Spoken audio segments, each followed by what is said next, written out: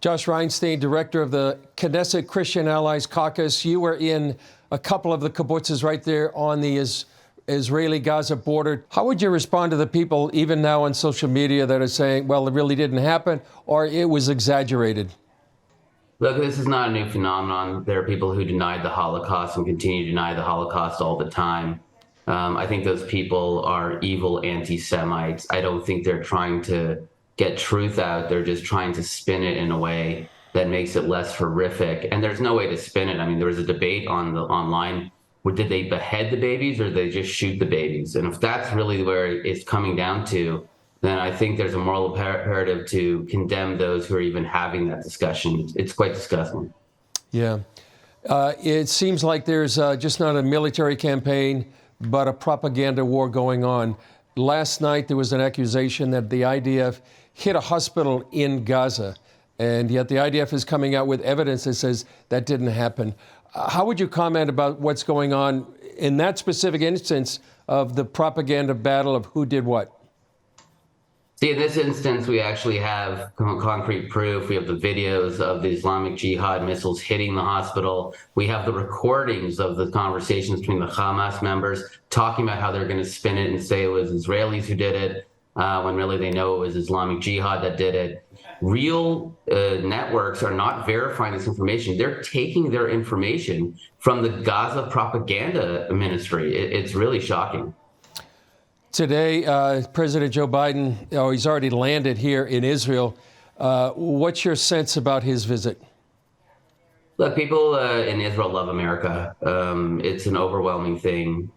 We love the people of America. And when the president of the United States comes, it's a moral boost.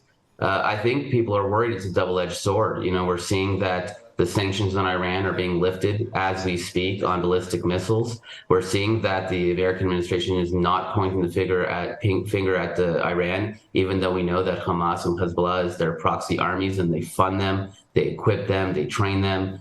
But, you know, the fact that they won't condemn Iran, the fact that they're not talking about opening the border at the Rafah crossing with Egypt to allow the citizens of Gaza to get out, the fact that they're not, saying that we have the right to do what needs to be done. We have to do it within measured response. These are all very concerning things when it comes to the presidential visit.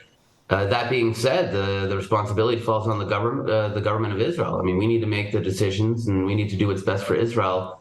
So it really is a double-edged sword. We don't really know if this visit is something that's going to be a positive or a negative. Yeah.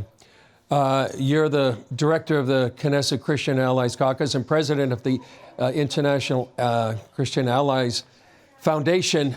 Tell us, how can Christians respond to this situation right now? The Israel Allies Foundation coordinates the activities of 53 Israel Allies caucuses around the world. We have 1,500 legislators in our network, and we're in the middle of a massive diplomatic campaign.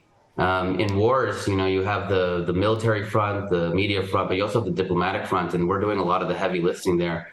So I would advise all the viewers to go to israelallies.org and see how they can get involved. It's all hands on deck. You know, we're at war, and this is the time where we expect to see our Christian allies standing with us. But we also are happy to say that we've even seen more support from Christian allies around the world than ever before. So the Christian community is really answering the call. Josh Reinstein, director of the Knesset Christian Allies Caucus and president of the Israel Allies Foundation. Thanks for joining us, and much success in what you're doing. Thank you, Chris. Great to be together. Hopefully in better times next time.